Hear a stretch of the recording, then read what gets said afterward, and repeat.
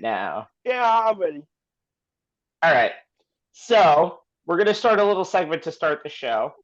3 shocking numbers to start right now. I just turned 39, and I want to press the Happy stat man over here. birthday. Happy I want to impress. birthday! Yes, I want to impress the stat man over here since I have time and this is my opening. So here's a few numbers. 30. It's been 30 years since a team has allowed 10 points or less in back-to-back games and lost both of those games, and the New England Patriots have joined this very harrowed list. 4 is the number of games Drew Brees had a no passing TD game as a Saint. Derek Carr already has 2 after Sunday. And Josh Allen, the man everybody wanted to change overtime rules for. Everybody said he needs the ball in overtime. He'll easily win. He is now 0-6 in overtime games. Let's not draw the conclusions, all right? And non-number talk for a moment. I'm done with number talk for the whole entire evening. I'm Steve Rabinowitz.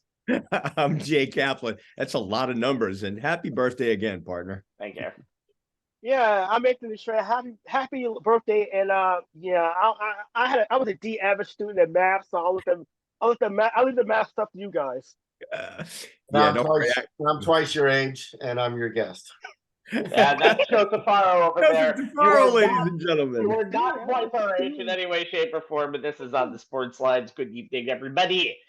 We will talk both sets of pigskin, pro and college, and yes, we're doing only locals and pro tonight as we have our friend Joe Tufaro, who follows the Giants very closely, and the Jets from very, very, very afar.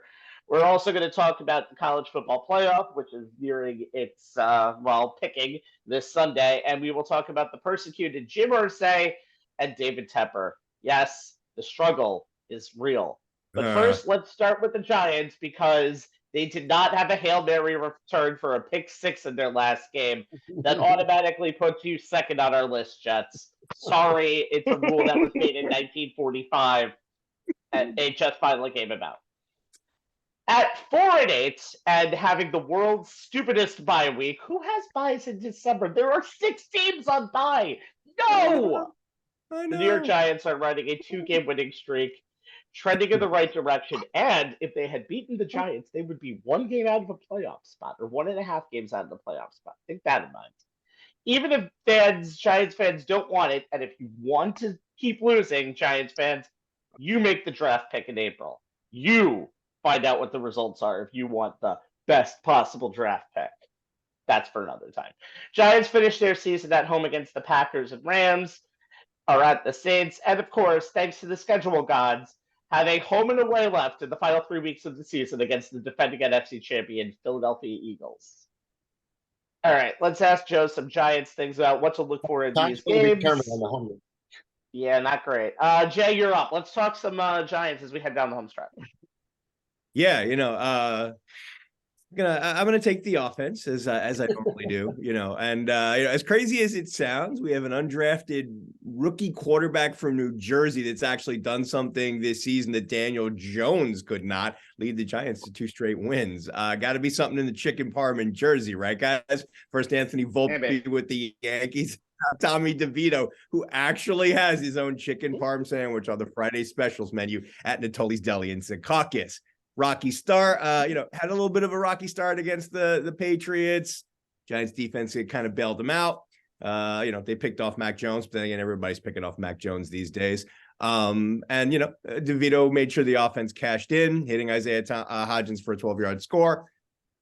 Sacked 3 of the following 5 drives. After the touchdown, the Giants were able to hold on and have that 2-game winning streak. I like what I've seen from him so far. He's shown some consistent improvement over the last 3 weeks. Didn't throw a pick for the second straight week. Did take 6 sacks. Botched an early game handoff, leading to that fumble.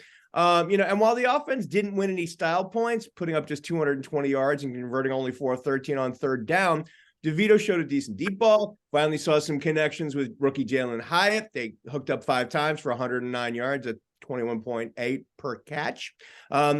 And DeVito can also lay claim as the first undrafted quarterback to start and beat Bill Belichick at any point in their careers since the Panthers' Jake Delhomme did it in week 2 of the 2005 season. Overall, since taking over at quarterback as QB1, he's 2-1, 62.8% completion, 175, almost 175 yards passing per game, 6.7 yards per attempt, 6 scores, 1 pick, 102.7 passer rating. He's been over 100 the last 2 weeks, despite taking 20 sacks. Team's been one extreme or the other in terms of points, 17 in the loss to Dallas, 31 in the win over Washington. They played Washington all year. Who knows what their record would be? And, escaping the win over New Orleans with 10. Dolphins, I think, would be the answer to that question. There you go. How it's been last years. And despite all of this, the Giants still wouldn't commit to him being the starter when they returned from their bye week for their Monday Night Football matchup on the 11th of December with Green Bay, because Tyrod Taylor is eligible to come off injured reserve and potentially step back in as the starter. Is DeVito currently getting an audition to be a future backup? He is under contract for next season. Joe, with all that as the backdrop, what will you be watching for from DeVito and the rest of the offense down the stretch? Yeah, I think they finally have their, Dable can have his Bill Belichick moment where he lets somebody else prepare for 2 quarterbacks. And says, I'm not telling you who's going to start, so you guys figure it out. Right. But he's been fine. Obviously, his one bad habit that I see, Jay, is when he decides he's going to pull it down and take off, he still hesitates. Yeah. And then he puts his offensive lineman in bad positions, right? Going the wrong way, running into guys because they don't know where he's going. And once you decide to go, you better just go. You can't kind of take 2 steps and jet it back. And he's not fast enough to get away from anybody. So he needs to do a little bit more, hit the back foot and get rid of it. And again, throw it away if you have to, which he's been good at. And again, he's making progress, but the last 2 weeks haven't been about the offense. It's been about the 9 turnovers from the defense. So we'll talk about that later. But we always say, and we've been saying this for 10 years, Jay, the quarterback gets all the glory and the quarterback gets all the blame, and that's just how it is in the NFL because guys have nothing else to talk about. And so nobody's smart enough to actually watch the full game. They only have to pick on the quarterback. Except you and me, sir. Yeah, it just makes it easier, though. And, these 2 fine gentlemen on the other side. Exactly. It's easier to do a show and you only have to talk about one guy on each team. You don't have to talk about the whole team. So the offensive line has gotten a little bit better. Like Carl Banks said this week, no free runners. He didn't get any time where he just had to get demolished and had no chance to do it. He's had some time to look around. It's nice to see him get together with Hyatt. Start to see that he could be one of those guys that could catch anything. So maybe you treat him a little bit more like a Justin Jefferson. Not that Kirk Cousins did this, but treat him a little bit more where you throw it up in a spot where you just got to get rid of it. If it's 4th down, throw it to him. If he catches, let's see if he can make a contested catch. If not, who cares? There's a lot of those. There were a lot of those in the last couple of weeks with really good quarterbacks too. I think I texted Rabbi a few times going, it's 4th down. Just throw it. What are you doing taking a sack? Or what are you doing throwing it away? Throw it down the field. Who cares? It's 4th down. You shouldn't be going for it on your own 35 anyway, but throw the ball, at least throw the ball. Right, because at least if it gets picked off 40 yards downfield, it's practically a punt. Yeah. So I think that, again, he's shown a lot of good things, but the biggest thing is don't turn it over, right? Yeah. Let the defense play some field position. And teams are doing it to them too. They're saying, hey, we're going to go for it on 4th down, or we're going to punt it from the 40-yard line like Belichick did because he figures this kid's not going to beat him. And that's how he's going to get challenged for the rest of the year if he stays a starter is let's see you beat us and see what happens. And again, if you played Washington every week, you'd be 17-1. Right. Because you'd sit all your starters the last week. There you go. That's exactly it. Right. I think one of the things, though, that's kind of interesting to me, just to kind of follow up on that is, obviously the week when they played the Jets and how good of a defense they were, and he had to come in and spot duty. They didn't let him do anything with the ball.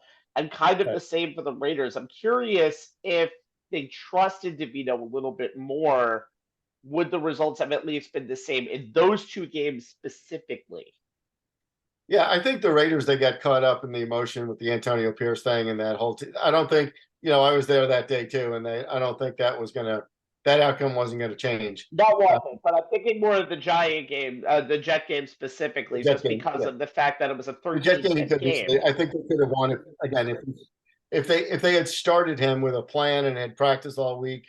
They would have been better off than having to come in and trying to figure it out after 2 guys go down and you got nothing going on. So I think think you're right. I think they've been in a couple of tough spots. I think the Leonard Williams trade put him in a tough spot that following week. The Antonio Pierce thing put him in a weird spot that following week. And then, they've actually kind of righted the ship a little bit. But again, look who you're playing.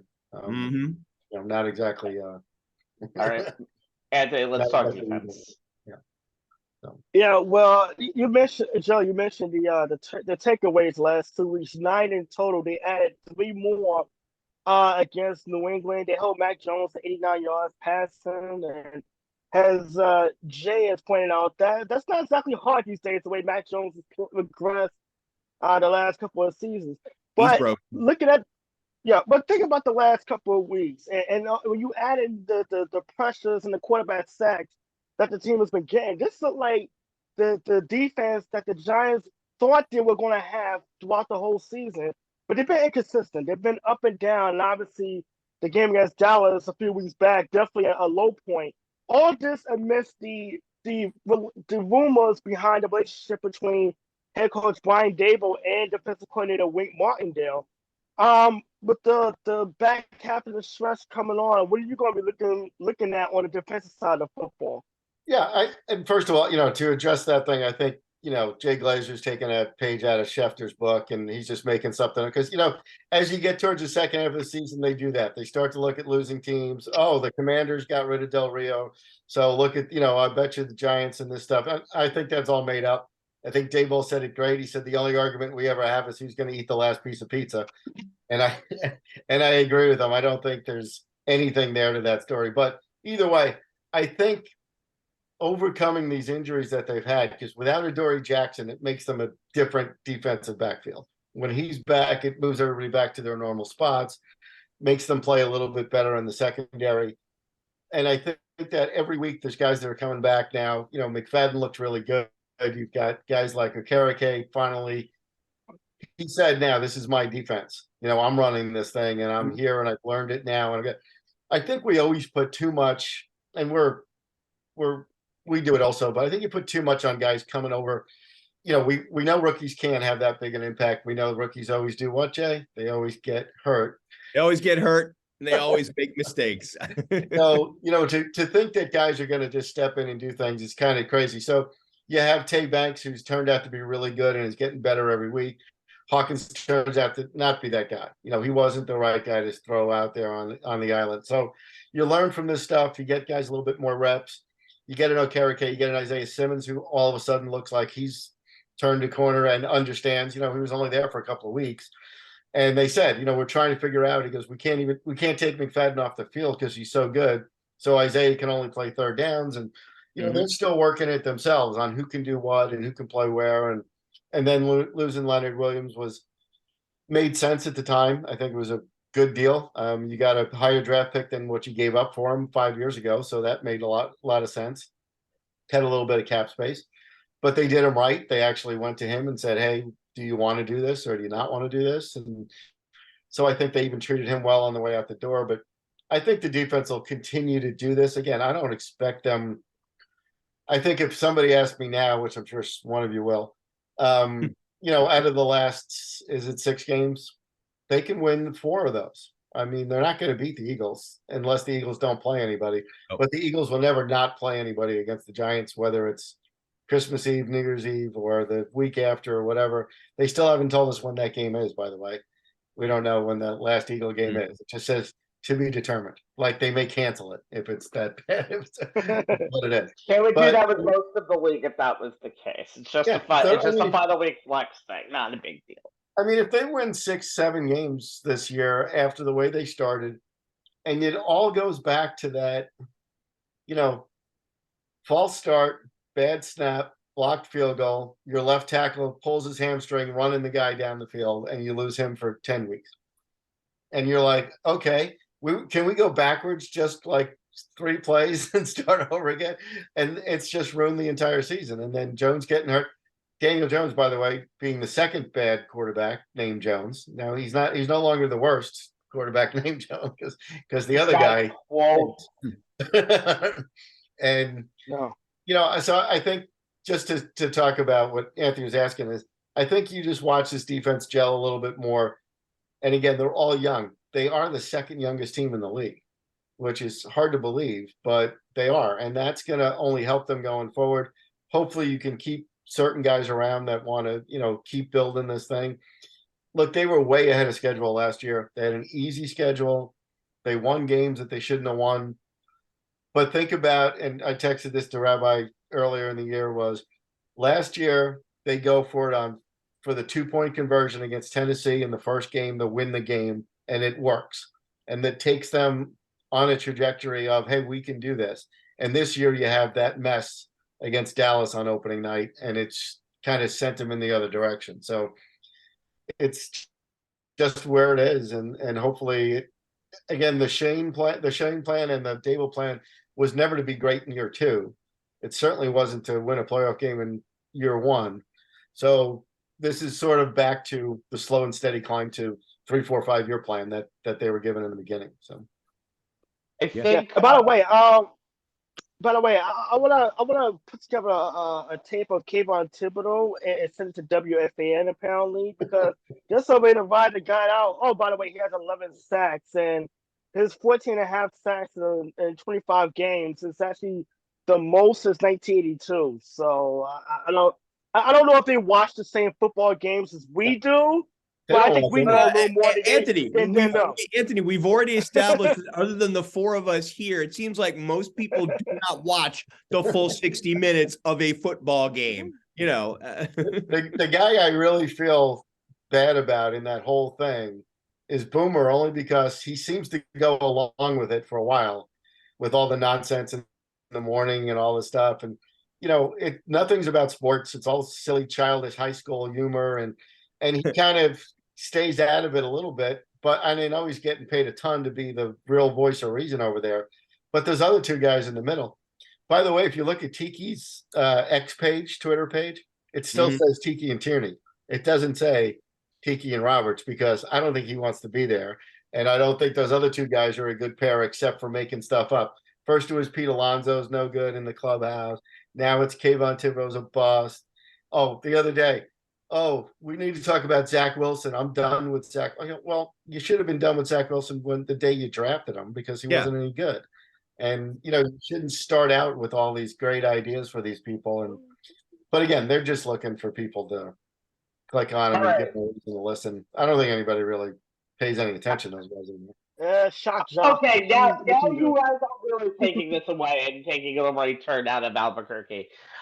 This is not going to be as big of a steer us question. back, Rabbi. Yeah, this isn't going to be as big of a question as when we get to the Jets portion of the segment. But what Brian Daboll has done in these last few weeks is kind of steered their ship in the right direction. And I think we're finally going to see the Giants break their curse of 2 years. I think we're going to see a 3rd year for Brian Daboll. Now, here's the question I want to ask. Is all of the coordinators going to come back next year? Are we going to have the same exact coaching staff, or do you think there needs to be a little shakeup in there? We're pretty sure Daboll's going to keep his job, but I think we're pretty sure Shane's going to keep his job, barring a Joe Judge-like meltdown over the next few weeks, because we've seen that happen before where someone's basically played themselves out of New York. But what do you see going forward with the Giants administration, and is there anything that can change that over these next few weeks? Well, I think it's, and I know we're going to talk about these other guys in another segment. I think it's interesting to say all these people that after year 1 with 10 wins and a playoff win, all of a sudden everybody was a head coach, right? Mike Kafka is going to be a head coach. You're going to lose Martindale. You're going to lose this guy. You're going to lose this guy. Anybody talking about Kafka for a head coach this year after the way the offense is going? Anybody talk about Eric Bieniemy as a head coach after the way he's had head beaten in for 17 weeks? They're going to break the sack record because he refuses to run the ball. So all of these guys that were all the rose and the bloom on the rose, whatever the hell we call it, none of those guys are going to get looks anymore. So it'll be Daboll's idea. Does he think Kafka still has it? Does he think he can make this offense work? Again, you had Darren Waller, who never played. You've got, again, a kid in Hyatt who's still learning. You've got Barkley, who got hurt the first 6 games. He's never really had everybody on the field at the same time. And so it's going to be a decision. And like Shane said, we don't even know if our quarterback's going to be around for week 1. because I don't know how quickly he's going to rehab, and they're going to have to do something, whether it's draft or free agency, to bring in a quarterback. So all of that's going to weigh on those guys. And I think, like you said, the quarterback coach is excellent. The defensive coordinator is excellent. The head coach is there. He's safe. Maybe Bobby Johnson, the offensive line coach, maybe we look for somebody different there. Maybe that's the move that they need to make. I think the rest of them seem to be pretty good. The defensive backs coach, the linebackers coach, the defensive line coach, all those guys are positives. But you're going to have to do something. I still find it funny when I read Twitter about the Giants, everyone talking about drafting a quarterback, and you're like, hey, how about an offensive lineman for a couple of years, like the Cowboys have done, like the Eagles did? That's your weakness. The quarterback's not the weakness. The real weakness is the offensive line, because guess what? Tommy DeVito can play in this league if he's got an offensive line. If he had 5 All-Pros in front of him like the Cowboys had for a while, you put anybody back there. It's who can manage an offense and not turn the ball over and use the plays that are in front of them. You can get a lot of good guys there. Again, even Zach Wilson at that point, he's got nothing in front of him. It's tough to – how do you evaluate a guy when you have nothing going on? Yeah. So I've never understood late preseason games where they put these backup quarterbacks in to see how they play, but they also put in all the backup offensive linemen. And you're like, what are you learning about this guy? He's all he's doing is running around for his life. So I think that the main guys will stay, Rabbi, to answer your question, because I don't think there's going to be that demand on them. I think the only one that has a chance of changing, obviously, offensive line coach, but we'll see how Kafka and Dable get along, because if you notice, when people talk about the Giants offense, they still talk about Brian Dable's offense. Even all the color guys on Sundays, like, oh, Dable's really got this guy. Well, Kafka's getting zero credit for anything he does, and he's not getting a lot of the blame for it either. But you know how that works as we get towards the end. Like I said, he's not going to be in high demand anywhere else. So we'll see.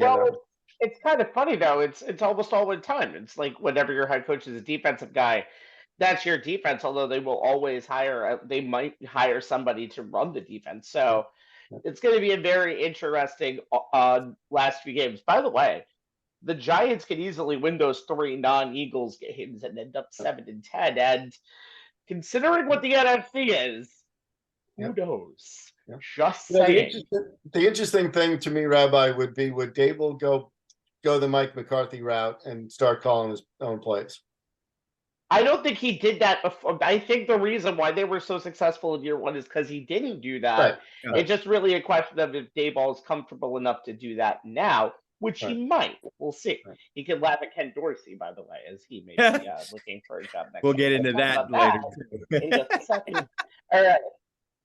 Now, batting second on today's rundown is the New York Jets, losers of 4 straight games. And oh yeah, less than 14 points in 5 straight games. And oh yeah, home games left against the Falcons, Texans, and Commanders, and road games left. They have 6, by the way, games left. Not Giants have 5. But the road games are against the Browns, the Dolphins, and get your seats ready for Patriots-Jets last week of the season. Oh boy, strap yourself in and go immediately. Let's talk about what we're looking for in these last 6 games, and keep your bashing to a minimum, guys. Or don't. I don't promises. No. Oh, God. Jay, go ahead. All right. So I'll give y'all a heads up. There's going to be analysis in here because, I did a deep dive as I always do, but it's going to be kind of coupled with a bit of a rant because after watching Black Friday, that performance on Black Friday, you know what? Enough is enough. I mean, we talked about it on the last show, Rabbi, and only because we were contractually obligated to do so, about just how bad this Jets offense has become. And it only got worse in that 34-13 loss to the Dolphins. Black Friday took on a whole new meaning for Gang Green. Yeah, a change of quarterback changed absolutely nothing and may have actually made things worse, if that's possible, with that Hail Mary throw by Tim Boyle that was returned 99 yards for a touchdown at the end of the first half. I mean, that was insult to the injury. That was the Jets' 47 yards of total offense in the first 30. They were 0 for 5 on third down in the first half and went 0 for their first 3 coming out of the gate in the second half.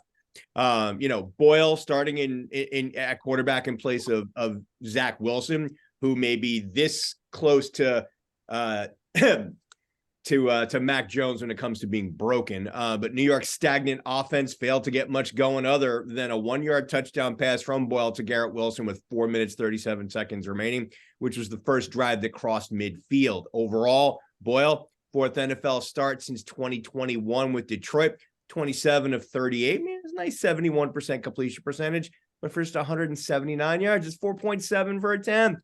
1 score, 2 picks, passer rating of 67.8, 7 sacks, only attempted 4 passes over 10 air yards. Now, without a doubt, the offensive issues go beyond the quarterback position, and we've detailed that ad nauseum. The offensive line has been a disaster, partially due to injuries, which we've also detailed ad nauseum. The receiving corps, other than Garrett Wilson, has 0 above replacement level talent. Alan Lazard, 4-year, $44 million free agent contract. Healthy scratch after 10 unproductive games, has the worst drop percentage of any wide receiver with at least 30 targets. Randall Cobb, another friend of Aaron Rodgers, played 4 offensive snaps against the Dolphins, and on the season has the sum total of 3 catches for 20 yards and only 180 offensive snaps. Garrett Wilson, 7 catches on 10 targets, but just 44 yards. That's 6.3 a catch.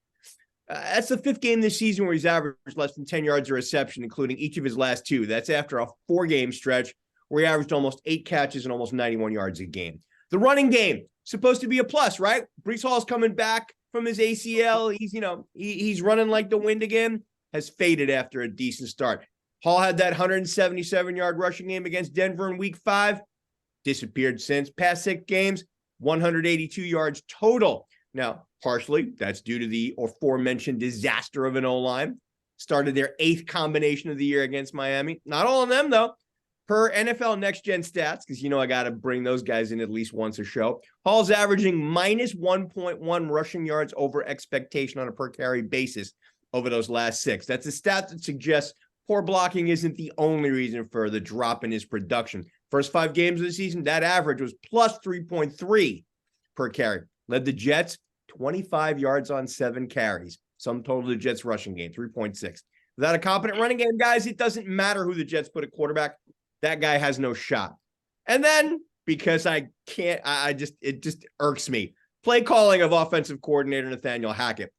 We shake our heads almost weekly, but apparently he's in no danger of losing his job. In fact, he supposedly got a vote of confidence from head coach Robert Saleh after the game. No consideration of removing him as a play caller, despite the fact that this unit has scored 10 touchdowns all season. They are now tied with 4 other teams, the 2000 Bengals, the 06 and 09 Raiders, and the 09 Browns for fewest offensive touchdowns through 11 games since the turn of the century. None of those teams won more than 5 games. And before that 4th quarter touchdown pass, this offense had scored 1 touchdown in their previous 51 offensive possessions. Joe, with that as the backdrop, what will you be watching from this Charlie Foxtrot of an offense down the stretch? Again, how many mistakes can a quarterback make? Rabbi told me the other day, he said he thought the entire Jets offense should be a healthy scratch because none of them can do anything. And it's always funny because they look like they're getting there against certain teams. They get a drive going, and then all of a sudden I text Rabbi, oh, there's Zach Wilson. He is there. He throws through an interception, to absolutely, there was no green jersey around, or a white jersey or a black jersey, whatever the hell they wear these days. So it's, again, the offense is awful no matter who's in there. Again, Aaron Rodgers didn't get hurt because he fell down. He got hurt because he got sacked on the first play, and then he fell down on the second play after he was about to get hit again. They are going to, and then they're going to put him in harm's way. They're going to bring him back in 4 weeks. No, they're not. They're trying to sell tickets. They're trying to keep everybody hyped up about him. Again, he brought all his buddies, made them all a lot of money, and they didn't even bother to show up anymore after he got hurt. So it's really embarrassing what they've done, and he really shouldn't be celebrated for anything for this team because he's going to set him back 10 years. Yeah. When he decides when it turns out he can't play anymore, and all of his buddies are costing these Jets all this money. All that's going to do is just set this team back because they won't be able to go out and get anybody else. And you're going to be stuck with these 2 quarterbacks. except that maybe they'll actually get a draft choice and be able to screw up some other young kid when he comes from USC. They'll get another USC quarterback to screw up with it. But at least he'll look good with his You nails have to painted. open up that can of worms right Yeah, now. no, I'm not. In April. Rabbi, I'm not taking that bait from Joe until draft night, if and when it actually happens. Then Joe and I will get into it. Good naturedly. Yeah, Joe, I gotta ask you though. I mean, it's glaringly obvious that this offense was installed with Aaron Rodgers in mind, because it didn't matter what Rodgers, going on talking on Pat McAfee show, talking about how he still believes in this offense. He won 2 MVPs in this offense. But here's what's not being talked about. Doesn't matter whether it's LaFleur in Green Bay or it's Hackett. We know that when Rodgers is under center, he's the one calling the plays in this offense. So to me, it's a glaring indictment of this organization that they seemingly had zero plan. And it's been 11 weeks now. How have you not been able to come up with anything that remotely resembles a plan of how to work this off, how to alter this offense so it fits the skills of the quarterbacks that you do have? And you had the two, you had an offensive rookie of the year and a runner-up and the other guy till he got hurt. You got some pretty good playmakers on this team that they just can't get the ball to. But it even goes back 3 years ago to everyone on this panel looked at draft night and said, you picked who? You picked Becton, the guy that everyone said stay away from because he's a nightmare. And they moved up to get him. And they were the first pick in their draft was to take him. And you're like, you guys just completely miss on people. You realize that there's no work ethic. They don't ever seem to do a deep enough dive on these guys. And even Zach Wilson, the fact that, my idol is here now and I'm going to learn from Aaron Rodgers, and he's on the headset with him and he's standing on the sideline and he still can't figure it out. Pretty bad that he can be at practice every day and he's got him in his ear, plus he's got Nathaniel Hackett, and they can't figure out how to play football is embarrassing to the coaching staff, should be embarrassing to Aaron Rodgers, should be embarrassing to everybody. And to think that he's going to come back, even if he comes back next year, he's not going to be the same. And you and I noticed it 3 years ago, right, Jay? He stopped running altogether because he knew that he couldn't handle it anymore. He's not fast enough anymore. That part of his game is going to be completely out of it. He's not going to be able to move at all. He's going to be Peyton Manning back there pretty soon because that's what's going to happen after this injury. And it's not going to get any better. And when all of his buddies aren't going to play anymore, what's he looking at? He's got nobody to throw the ball to. So, and again, it's not a balanced offense. It doesn't look good. It's ugly from the beginning, no matter who you put back there. And I don't see them winning. They'll win 2 more games because their defense will win a couple of games for them. But that's being generous, by the way. The way that they're playing, people are going to beat them by scoring 10. There's 1 or 2 games possible that they could win because it's the NFL and any given Sunday something weird will happen. Like beating us, like beating Buffalo. Those were 2 weird plays as it was. So maybe they've already had their good luck on their side and they won't win another game. But again, Caleb Williams, let's start the chant. Fight on, baby. Fight on. Get 1 more. Again, Anthony, go ahead. There's so much more we can talk about, but that's not going to be today. Nope. I'll get you on. Joe. Start painting your nails. Joe. Okay. Let me get my wits together. Joe, imagine being Brandon Echols. You taking a pick 6 back for a touchdown. The lead is down to 3, and all of a sudden you watch a Hail Mary get intercepted and return all the way back to length of the field for a touchdown, knowing your offense can't do anything. The Jets defense, this is against Miami. They held Tagovailoa to 21-32, 43, 1 touchdown, 2 interceptions, which is pedestrian considering this Dolphins offense.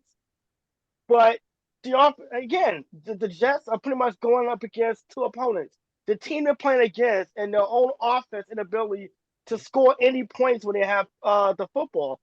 And you see the frustrations in the post-game interviews. You see it along the sideline. It's kind of hard not to feel bad for this defense at this point. I mean, they're literally being asked to do more than their share of trying to win a game with virtually no help on the other side of football. What are your take on the Jets defense moving forward in the rest of the season? Yeah, and I think it gets even worse when the head coach says, "Oh, the offensive coordinator is doing a great job," and they're all looking around going, "Did I miss something?" Because What he's film not are you doing it. watching? Exactly. So you can't continue to do that. You have to be honest with your team. You got to be honest with everybody. When you got to get up there, just say we're not good enough at this point on offense.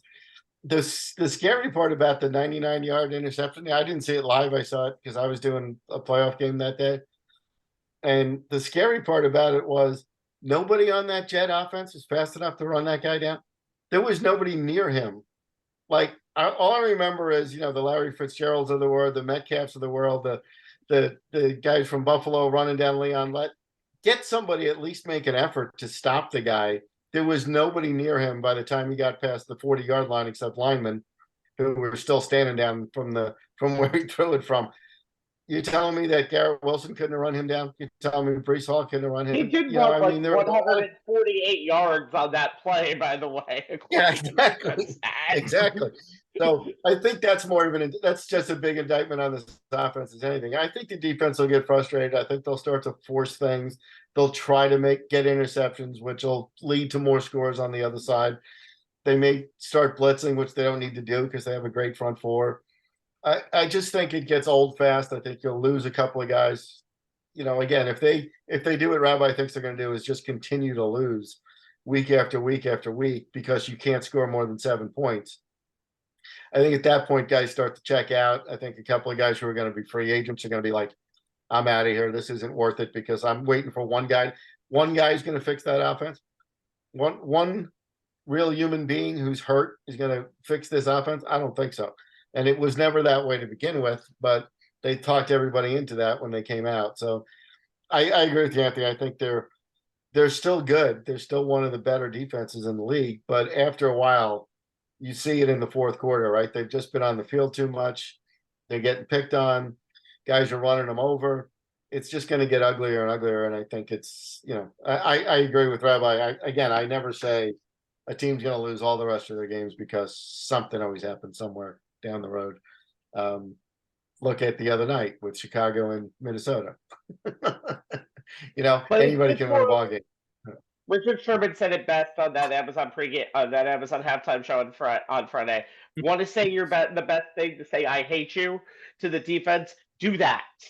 And that's essentially what they did. And I think right now the defense must feel like the offense hates their guts. And I think you've seen that a couple of times in the Buffalo game and a little bit of the Miami game. They're good offenses, and eventually, if a log is hitting down your door, the door is eventually going to break, and the door is going to say, I give up. And that's exactly what we have here. All right. Now, I'm going to preface this next question by saying this is an obvious statement. This team is run by Aaron Rodgers right now. Aaron Rodgers is not going to let Nathaniel Hackett walk out the door. In fact, I think if I had to bet on it, and this is a stupid thing, and by the way, Sean Payton, you might have been right, Nathaniel Hackett might actually be a coach next year of this team more than being fired. That's my opinion. So the question is, Joe Douglas, not really of this regime. Robert Saleh, not really of this new regime. Do either of them last to 2024? My guess is no. Well, we all know Woody doesn't know what the hell he's doing. And it depends on how much Aaron Rodgers has an effect on Woody Johnson. Now, we know when he was healthy and he thought he was the two-time Super Bowl and two-time MVP and he'd won a Super Bowl, he could romance Woody Johnson into almost anything. And he let him bring all his little buddies along the play. And he did everything and talked him into it.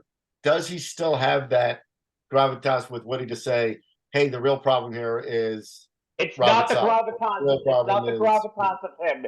It's the submission of Woody and the treating of Aaron Rodgers in the media like he's still a savior. They talk about him more than they talk about anybody else in this team. This guy hasn't played the snaps in September. Right. And so I agree with you. He might say, hey, this is what I really need. This will help us more next year. So we get off to a fresh start. We know each other, blah, blah, blah. I don't think Salah's done anything wrong. I still don't like his post-game speeches and stuff. He seems to still say the wrong stuff. He doesn't just say, hey, we're not in a good place. We lost our, just don't try to make everybody out to be a superstar. You've got one guy on this team that's really, really good. It's Garrett Wilson on offense, and that's it. And you should stop talking about all this other guy. They should have told Aaron Rodgers, hey, go away, go back in the dark for a while. Get out of here, because don't come back till next year, because at least we can build around an investment we know is still going to be worth something. If he goes out and gets hurt again in week 17 because Mekhi Becton falls down on his face trying to block somebody, it's not going to be good. And then what do you do? If he decides he can't come back because he can't play because he has a concussion, then he's got another broken leg, what do you do? Then you're completely screwed. But I agree with you, Rabbi. I think if he still has that kind of juice with Woody, he can talk him into almost anything, because Woody's desperate to beat his buddy James Dolan to a championship, and he doesn't have the money to do it that Dolan has, and that's his whole thing, is he wants to be the big guy at the party. That, hey, I went out and got Aaron Rodgers. Well, didn't work out too well, did it, in week 1, and now you're back to being the same old Jets, same old Woody Johnson, same old loser. Here's the thing that scares me, guys, and this is honestly a scenario that has more legs than it probably should. I think Aaron Rodgers has brainwashed, for lack of a better term, Saleh, Johnson, Douglas, everybody in that organization, to basically believing that once he's healthy and he steps under center, that because this offense is his offense, everything's going to be fine. And because they pretty much have all drunk the Kool-Aid, Saleh's going to be here next year. Hackett's going to be here next year. Douglas is going to be here next year. And unfortunately, I don't know that we're going to see as much improvement in this team just because Aaron Rodgers is under center. And you know what? Even if he comes back, because he doesn't want to go out like this, if this team is middle of the road, and doesn't make the playoffs, what incentive is there for him to come back again? I'll tell you this, the minute Aaron Rodgers decides it's time to ride off into the sunset, I give Woody Johnson 5 minutes before he cleans house and starts over from scratch, because without Rodgers, he has no reason to keep any of these guys. I think okay. Honestly, though, I don't think that Rodgers. First of all, you guys are kidding me if Rodgers doesn't have any gravitas. It is a broken organization, and I think they're trying for quick fixes. A lot of teams are kind of like the Brooklyn Nets have been in many years, trying to find that one person that's going to fix the job. I think the coach is actually the first person who's going to be the scapegoat, and I think that's the way you solve stuff. So I do think Saleh is going to be shown the door, and or Douglas. I don't know, but I think it's definitely going to be one of them, because I think even Rodgers knows that you have to save a little public face, because again, he runs the team right now, and let's be completely fair about this. I think and maybe Douglas is the scapegoat, because the Jets, Joe, as you said, the Jets haven't exactly done a bang-up job, in the draft in the time that he's been here. So if you need to kick someone to the curb, that's probably. But he did pick, the offensive players of the year. So he did get Gardner. He got Gardner. He got Garrett Wilson, and I think Breece Hall is salvageable. But I have a feeling that if they need to find a scapegoat and kick someone to the curb after this season, if Johnson caves in to the fan and the media pressure and reads way too much of Twitter and the call-in shows and whatnot, I can see Douglas being the head that rolls. I don't think that he's going to get that pressure because Aaron wasn't there. If Aaron played 14 games and they won 6 of them, I think that's more of a get rid of the GM, because he let him bring his own players, because you can kind of say, where's the reason it went wrong? We know the reason it went wrong was because they put everything on Aaron Rodgers, and 3 plays into the season, he's done. and you had zero plan B. You didn't even let any other quarterback take a snap in preseason. And then all of a sudden, there you are. And that coaching staff's not good enough to, like you said, to adapt, to change, to do anything else. So Joe said it perfectly. goes By the more way, on just those there. things. So Joe I said it think perfectly there. I think that's the reason nobody gets fired, because it's not with him under center, as you put it. So Fight on, by the way.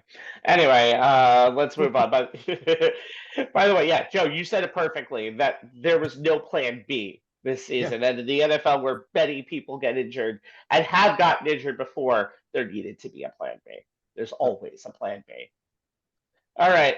Before we let you go, Joe, we have to talk about America's favorite topic that's sweeping the nation: offensive coordinator firings. In the last few weeks, we've seen the firing of 3 coordinators in order to give a spark or a message. We have Ken Dorsey with the Bills, sacked, Jack Del Rio with the Commanders, gone, and Matt Canada with the Steelers. Praise the Lord. We're going to mention the Panthers cleaning up the house later. That's a completely another topic. But now we got to ask, as we start with Jay, and as an LSU fan, I'd love to talk about this myself, because we both see the horror and horrifiedness of Matt Canada. You've seen the creativity of Matt Canada up close. And as I look at the scorebook here, the Steelers actually had more yards than their opponent on Sunday for the first time after Canada got fired. I think I know which way you're going with this firing. Yeah, I mean, and the thing, the interesting thing to me is after the Browns game, I mean, every now and then, you guys know this. I follow JT O'Sullivan's quarterback school on YouTube. I like the way he breaks down quarterback film. So, after the disaster that was the loss to the Browns, I went and I kind of, I wanted to see if he saw the same things I saw, especially since he has access to the all 22, which I don't. And it turns out he did. What's interesting to me, this is the first time since 1941 when, half owner Bert Bell fired himself as coach, that the Steelers fired a coach in season, as Mike Tomlin finally mercifully ended the Matt Canada era, relieving the Steelers offensive coordinator of his duties after that loss to the Browns. Like the Steelers, I'm not normally in favor of firing anyone during the season, especially this late. I've always said that if you had even a smidge of doubt, you should have fired them after the previous season ended. That being said, I think this change absolutely needed to happen. And the only reason it took this long is because A, it's not something the Steelers do. And 2, it took Tomlin this long to read the locker room and see that he might lose it if he didn't make a change. Guys, it's bad when one of your leaders, running back Najee Harris, who's a soft-spoken guy, professional through and through, he's sounding so defeated by the lack of creativity of this offense when he's talking to reporters post-game about the Browns defense sitting on every screen pass and him feeling like they knew exactly what play was coming. Last year, Cincy and Indy's defenses also screamed out during games. It was caught on mics that they knew exactly what was coming. The numbers through the 11 weeks were absolutely atrocious. The offense as a whole, 28th in both points per game, 15. Total yards, 280. 31st in passing yards per game, 170. Failed to have a single 400-yard performance in the 45 games, including playoffs, and averaged the 5th fewest points in the league, 17.9, with Canada calling the plays. Every other NFL team had at least 4 games of 400 yards of offense in that span. The average team had 10. In 33 of those 45 games, Pittsburgh failed to score more than 20 points in regulation. Think about this, guys. Over Pickett's past 7 games prior to week 12, 1,033 passing yards. That's less than 150 a game. Only 2 touchdowns. Granted, only 1 pick. He has over 200 pass attempts in a row without an interception. So like DeVito, as we talked about in the Giants segment, Pickett at least has not been turning the ball over. But he's got 6 TD passes all season. Deron Bland has 6 touchdowns this season. Pickett ranked 20th in completion percentage, less than 61%. 27th in passer rating, under 80. 6.1 yards per attempt, 10 yards per completion, only 22 passes, at least 20 yards down the field. Against the Browns, didn't have 100 yards passing until his final throw. 14.6% of his passes are off target. Only 2 quarterbacks with at least 100 pass attempts, Raiders rookie Aiden O'Connell and the now injured Deshaun Watson, were more inaccurate. You want to get really crazy? Try this. There have been 315 quarterbacks that have thrown 500 passes since the 1970 AFL-NFL merger. Pickett ranks last with a 1.9 touchdown rate, according to CBS. Bottom line, this couldn't continue. What's interesting to me about the change is that Tomlin split the offensive coordinator duties between running backs coach Eddie Faulkner. He's now the de facto OC. He runs the meetings, prepares the game plan, and quarterbacks coach Mike Sullivan, who is now the play caller. Now, the change was evident to me with the first play of the game against the Bengals. Steelers did 2 things that rarely happen with Canada calling plays. They threw over the middle, and they threw to the tight end as Pickett hit Pat Freiermuth in the middle of the field for 24.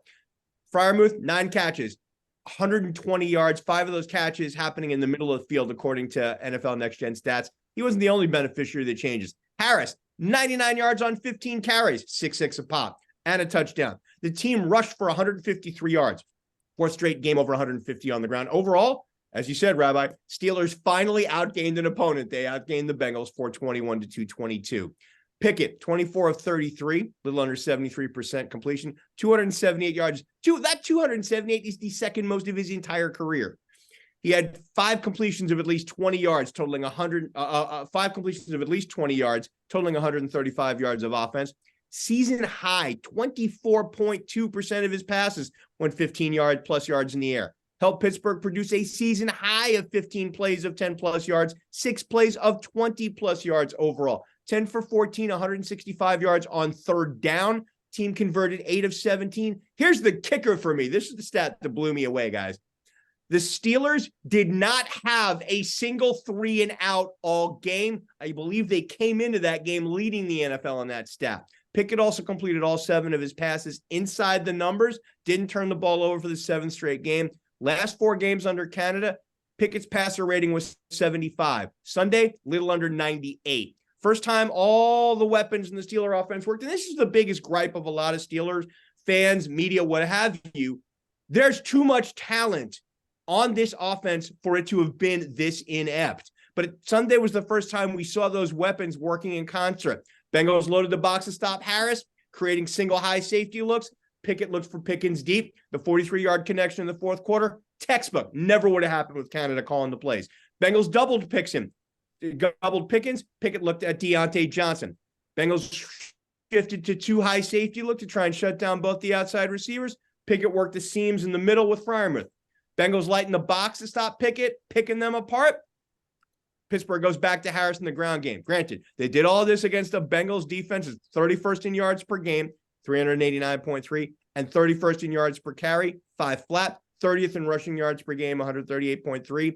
And the Steelers only converted 1 of 4 red zone trips into a touchdown. Still, obvious improvements. Sullivan and Faulkner did a nice job of mixing up runs and pass calls out of the same personnel groupings.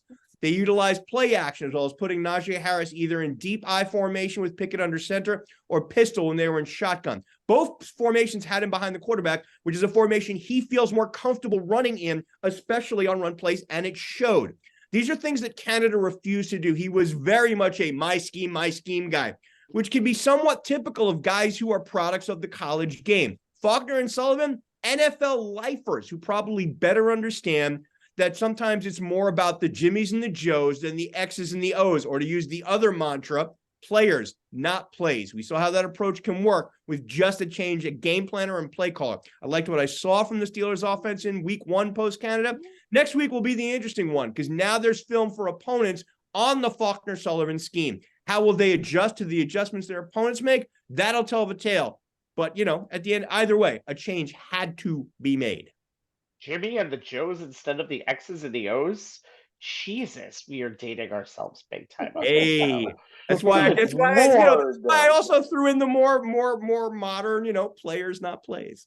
That's all right, Anthony. Talk about Washington and the failure of their coordinators and just a mess on the defensive side as well. Well, I think, Joe, you wanted going on Jack Del Rio on that side of football, so I'll let you have that one I'll focus on the Buffalo Bills and Ken Dorsey because Okay. obviously that's the team I kind of followed a little more close the last few weeks. When you look at the Bills, Ken Dorsey, like normally when you take away the play calling duties and you try and like a coach step in, like it comes to my memory, but the Giants when Jim Fossil did it in 2002 when he took the play calling duties away from Sean Payton, and the Giants offense was scoring close to 30 a game the rest of the season, and it catapulted them into the playoffs. And this, we really don't fire a coordinator halfway through the season. But of course, the Bills did it with Ken Dorsey after the loss to Denver on Monday Night Football. When you look at the numbers, the Bills are top 5, top 10 in every offensive efficiency category you can think of. Josh Allen is literally tied for the NFL lead in touchdowns. Dak Prescott tied him tonight with 24. The problem has been the turnovers, and that the Bills have turned the ball over an awful lot. I don't know how much you could put on the coordinator when you see Josh Allen, and we saw in week 1 against the Jets, kind of forcing passes into some really obvious double and triple coverage down the field, and almost what you call in the NBA we call it hero ball when you see the star player trying to do too much.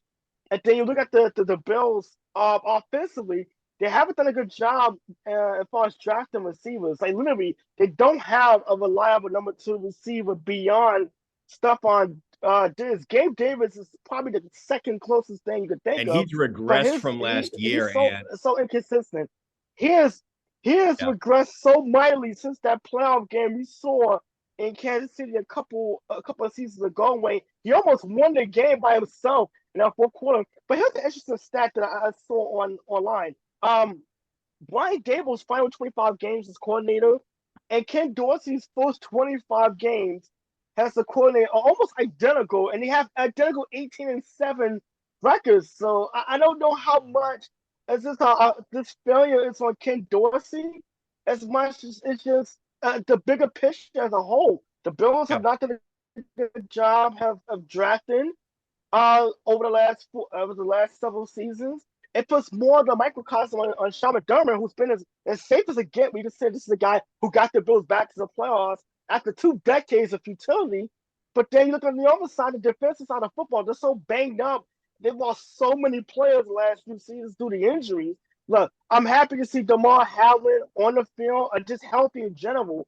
But he is the third safety, third and fourth defensive back as far as safety for a reason. And the fact that you have so many guys banged up on that side of football says a lot about the lack of depth at the front office added to the defensive side. Even after the problems they had last year, they lost their 2 starting safeties. So the big picture is that this is more of aggression. We probably should have paid attention to last year in the playoff loss to Cincinnati. We kind of saw this slow aggression and maybe the door closing on the Buffalo Bills. Maybe we just didn't catch it right away. Maybe we didn't see it. The more Josh Allen saw the force feed a very vocal Stephon Diggs every time he's chomping and stomping up and down the sideline when the ball doesn't go to him. And I'm an old school person. The only two people that should be the only people that should be talking on a sideline on the coaches, the only person that should be talking in a huddle is the quarterback. Anything other than that, you got a problem on your hands. And when you watch the Bills, and even a miscommunication in overtime on a play that should have won the game led to a field goal, and the Eagles marched right down the field and won the game literally right after. This is a bigger picture. It's just unfortunate that Ken Dorsey was going to be the fall guy because when you look at the way the Bills have been able to rack up yards, but not being able to get the ball in the end zone. Some of the play calling has been questionable. They haven't committed to the run game enough at times. Someone had to get the axe, and it was Ken Dorsey, but that puts Sean McDermott more in the spotlight. And if the Bills either go out early in the playoffs or miss the playoffs altogether, because right now they're on the outside looking in, I can see sweeping changes coming in Orchard Park in the offseason. We'll see how that The goes along. We're running very late here, so I'm going to move on to Joe to talk about Jack Del Rio's firing in Washington. Yeah, and you know me, I'm going to keep it pretty brief. I'm taking this a little bit different. The reason I wanted to talk about it is I think they almost were doing him a favor. And, Yes. you know, this giving up 40 points to the Cowboys in Dallas, that's not an embarrassment at this point. You know, a lot of teams are doing that. That's not Jack's fault. He's got an offense that's, again, going to lead the league in giving up sacks. They traded away 2 of his best defensive linemen from under him. I don't think this whole coaching staff is going to last through the offseason. And it's sort of like, do Jack a favor, get him out of here, let him save a little bit of his reputation, see what he wants to do next. If he wants to go to another team next year, if he wants to get picked up. I think the entire coaching staff's going with the new ownership and as bad as they've been. And again, the enemy's been a complete disaster. We all knew that it was Andy Reid that was making him look good. And it's unfortunate. I'm just glad that nobody really screwed him over and made him a head coach and had him go 0-17 or something, because he can't figure this part out. And again, it's tough to go to a bad team like that. I mean, that's not an easy task. They're the only team with the worst. I texted Rabbi right away in the Giant game. I said, "Hey, there's a team with the worst offensive line than we have." I go, "This is pretty amazing. This is going to be a record-breaking day of sacks because nobody can keep anybody away." But again, he's lost some of his players. That team's not playing well at all. The offense is terrible. He has nothing. I think they did him a favor by getting him out of there early, not being part of the mass execution that's going to happen the day after the season ends when they fire everybody. Start fresh. They'll get a new president of operations, whoever it'll be, some ex, Joe Theismann or something to go in there and just be that figurehead that then they'll go get a general manager and get a real head coach and stop with all this nonsense and build it the right way. And Daniel Snyder did a lot of damage to that franchise, not only player-wise and drafting-wise, and insisting on guys getting drafted and putting guys in that were hurt and all kinds of crazy stuff over the years. So I think it's just the prelude to the house cleaning, and I think Jack's glad to be away from it so that he can find another job early next year as a defensive coordinator, because that's what he is. He's not a head coach. He's a defensive coordinator. And he will that job and go from there. What's going to be very interesting for me is to see what Sam Howell's future is going to be, because he's going to be the quarterback of this team going forward, at least. And it was kind of funny. Someone said, how a quarterback gives their offensive lineman watches at the end of the season for the job that they've done this year. What does Sam Howell give his offensive line? Finances? Or those ring pops that are put on everyone's fingers? Come on now. Casio calculator watches, man. I wouldn't even do the Casio calculator watch. Jay, way too high. Jay, there's got to be a guy outside your office in Manhattan selling Rolexes with 2 L's for $5. That might be too much for that Washington offensive line. I say that, by the way, and Tommy DeVito got sacked 7 times in that game in the first quarter, but they still won that game. All right, Joe, we're going to let you go. Thank you for joining us tonight. And always a pleasure, my friend. As we'll watch down the stretch run, and we're not going to talk USC in this next segment. We're going to save that for you two down the line, but we hope to see you again as we close out the year in football and in other stuff. Thank you, Joe. Sounds good. Talk to you guys soon. Good to see you, my friend. Thank you. All right, we move on to the college game, and no fight on, please. That's enough. All right, let's move on to college football. My background. I'm not talking about USC tonight. I know, but we talked way too much about it already. Let's move on to it's not your fault. Let's move on to college football, or as many people call it, the minor league system that feeds into college. Let's talk about championship week, a week that didn't exist 3 weeks ago, and all conferences didn't have this championship game 1 decade ago. And after next year, this might be a little less than it does now. Ladies and gentlemen, though, money talks. So here we go. And so does Dr. Pepper. Welcome to Fansville. All right, let's talk about 3 of the important games, which could be the last important championship week ever before we go to a 12-team playoff. Anthony, round 2 for Oregon and Washington. By the way, Washington is a 9.5-point underdog. They're undefeated, and they beat this team. Weird. The last ever true Pac-12 really. title. Oh, we'll see. Last ever true Pac-12 title on the line in Las Vegas will be tomorrow, actually. This could technically be a quarterfinal CFP game as well, honestly. Yeah, I mean, we'll go over all the crazy scenarios that could take place in the next segment. But yeah, as you mentioned, this is a rematch from a game earlier this season, back in October, actually. Washington came back and won this game, won the game 36-33, come from behind win. Michael Penix led them on a game-winning drive. Both quarterbacks threw for over 300 yards in that game, so obviously it was a shootout to say the least. But since that game, Oregon has actually looked like the better team of the two, despite the fact that the Huskies come into the game undefeated.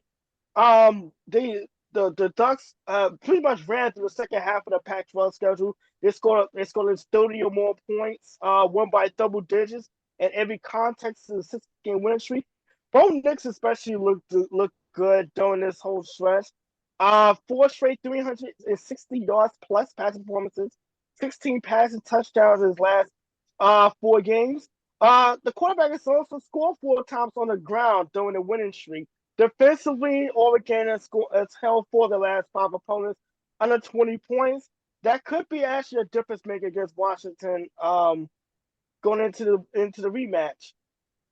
The Huskies, on the other hand, they needed a couple of miracles last week to remain unbeaten. You saw the shot of Penix basically not looking away and being very emotional on the sideline. As that game the clock went out. They have not had a double-digit lead since September 23rd, and they've won their last 2 games by a combined 5 points. So clearly, living on the edge has been the Washington Huskies in the last month of the season. And they used the gusty 4th down call in their own territory to keep that drive alive against Washington State. It's going to come down to the defense. And obviously, which defense do you trust? Oregon's defense has played better. They played a lot better in the second half of the first matchup, holding Washington to 14 points the rest of the way after the intermission.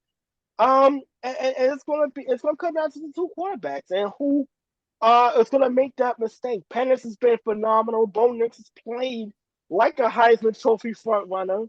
It should be enough. I'm expecting another high-scoring, close game affair, and when it's going to be the final Pac-12 championship game. And obviously, we'll talk about the scenarios in the next segment. But it should be a really fun game. This game is tomorrow night. Am I correct? Tomorrow night. It is tomorrow night. All right. 8 o'clock. Okay, so this definitely should be a fun game. I'm DVRing the game. Obviously, I have things to do tomorrow night, but it should be really a fun game in Vegas. Absolutely. There's going to be a lot of offense in this game. It's going to be exciting. It's going to be a shootout. Over in Indianapolis on Saturday night at 8 o'clock, we have the team that defines what a true offense is in Iowa as a heavy 23-point underdog against a team that you know and love, Jay, the Michigan Wolverines. Possible letdown here? Or does Michigan have what it takes to get themselves back into the CFP for the 3rd straight year? Because win and they're in, no doubt. Yeah, I mean, on paper, this would seem to be the most lopsided of the Power 5 conference title games. The consensus betting line, as the rabbi just said, has Michigan as a 23-point favorite with an over-under of about 34. The majority. By the way, do the math on that. Yeah, that would mean the score would. I'm going to get to it in my next sentence. The majority of betting sites don't project Iowa to score a touchdown. 31. Essentially be it. It's insane. And while talking about gambling is a no-no in Des Moines after a state investigation benched several Hawkeyes, it's interesting that both the betting community and the college football community think very little of Iowa. Then again, both communities have legitimate reasons to do so. I'll start with Michigan. 12-0, 9-0 in the Big Ten. In nearly every statistical category, the Wolverines are ranked in the Big Ten's top 3.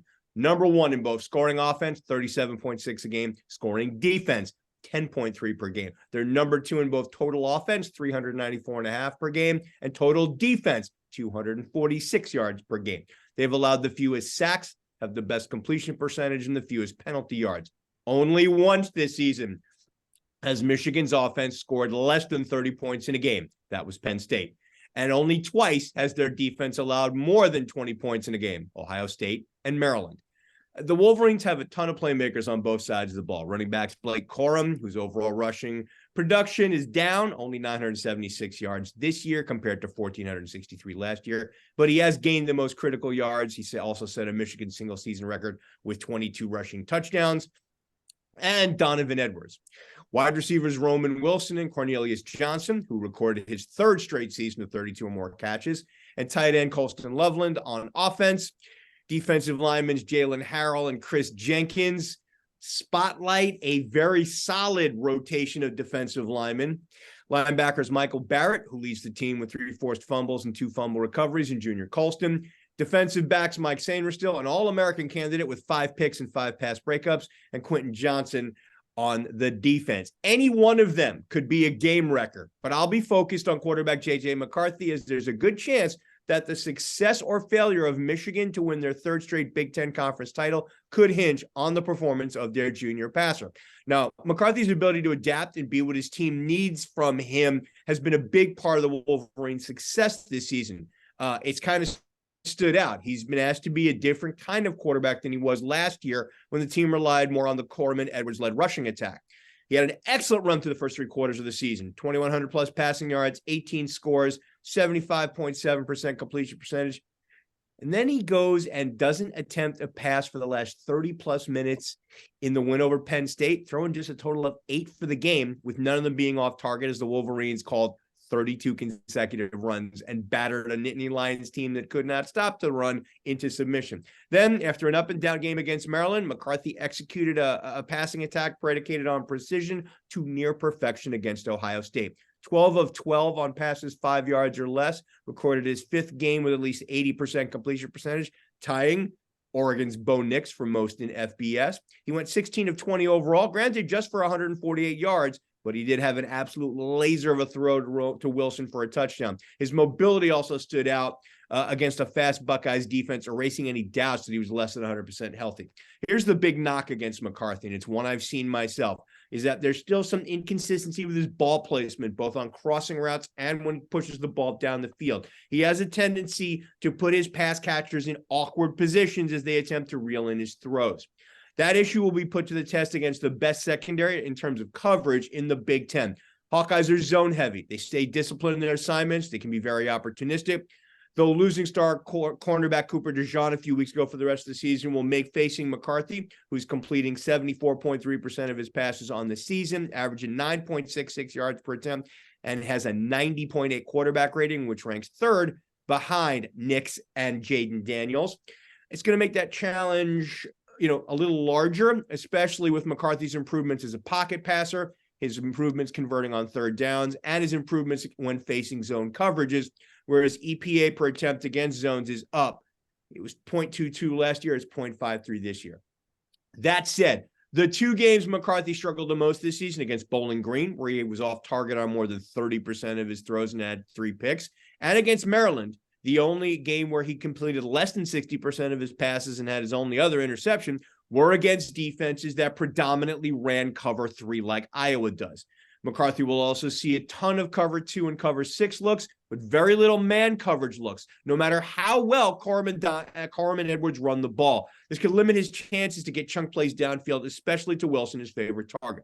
McCarthy's ability to make the plays in the passing game when needed may be the difference between this game being the rock fight that Iowa wants and the blowout that everybody expects. Now, for the Iowa Hawkeyes, 10-2, 7-2 in the Big Ten. I need to get this out of the way at the top. I've basically been holding on to this rant all season. This whole drive for 325 nonsense has pissed me off since day one. Offensive coordinator Brian Ferentz's revised contract had these stupid performance objectives written into it last February, and they were forced on him by former AD Gary Barta, who caved into outrage from the fan base over the lack of points being scored by the offense over the last 2 seasons and wanted Ferentz's head, which the stipulations were that Iowa's offense has to average 25 points per game and win 7 games. If the offense didn't meet those objectives, Ferentz would automatically get fired. His contract would just be allowed to expire. And while the Hawkeyes won 10 games in the very last Big Ten West title, their second in the last 3 seasons, they weren't even remotely close to 25 points per game. So Ferentz, the younger, will be out of a job at the end of the season. Interim AD Beth Getz made that official 4 weeks ago. If they had just fired him after last season, this cloud wouldn't be hanging over a top 25 team coached by his father, Kirk, that will be playing for a conference title. Now to the actual analysis. Hawkeyes have battled all season. They've had to. They're 5-1 in one-score games. 4 of their wins came with the offense scoring 15 points or less. The 216 points total they've scored this season, by far the lowest of any team with at least 9 wins. Their average of 247.3 offensive yards per game, lowest by any offense in the Big Ten since before Ferentz came to Des Moines in 99. Only once has Iowa scored more than 30 points in a game, and they have just 11 offensive TDs in 9 conference games. Granted, losing a pair of Michigan transfers who were expected to improve that side of the ball in quarterback Cade McNamara and tight end Eric All, who actually ended this season as the team's leading receiver despite being knocked out more than a month ago, that didn't help. They're 18 points per game, 3rd lowest among Power 5 schools. Only Arizona State and Michigan State are worse. They rank 124th out of 131 D1 programs, 130th in passing yards per game, 104th in rushing yards per game. So as you can imagine, this forces Iowa to win by getting the absolute most out of this elite defense, which has given up 3 total touchdowns in the past 6 games, ranks 4th in the nation in scoring, 7th in the nation in total yards allowed, 2nd in the nation to holding opponents in yards per play. Hawkeyes need to make this the aforementioned rock fight to even have a remote chance against the behemoth that is this Michigan team.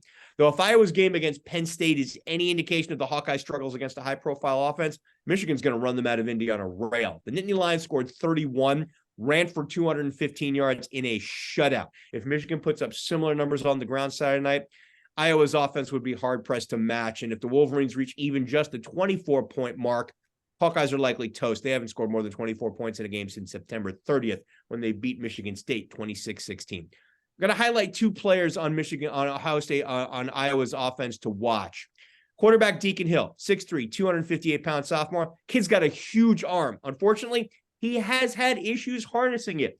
The 116 FBS quarterbacks with at least 200 pass attempts, Hill's off-target rate ranks, yeah, that's right, 116th. His completion percentage is just 48%. His yards per attempt is under 5. He's only thrown 5 TDs. He's thrown 6 picks. That's why Iowa will look to manage the game, keep the positions to a minimum, which means the Hawkeyes need to find a way to run the ball a little bit, leading me to the second player on the Hawkeyes to watch. LaShawn Williams has been the most consistent Iowa running back. Had only 1 rushing touchdown all year, but he's always moving his feet and consistently gets 5 yards a carry. Type of back who can be a workhorse that Iowa can rely on. Their struggles on offense are not due to lack of talent. It's more about the injuries to the key players, as I talked about earlier, coupled with a scheme and play calling that scare no one.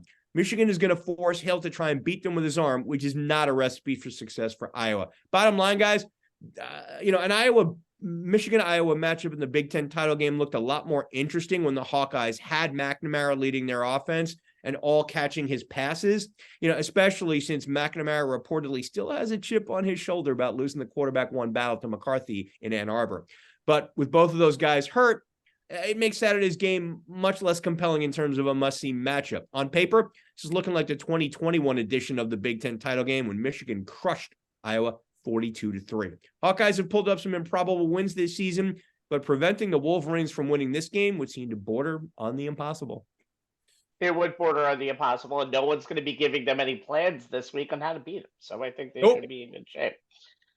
Allegedly. Okay. Touche. I have to say allegedly after everything yes, else. You do. Get sued for anything.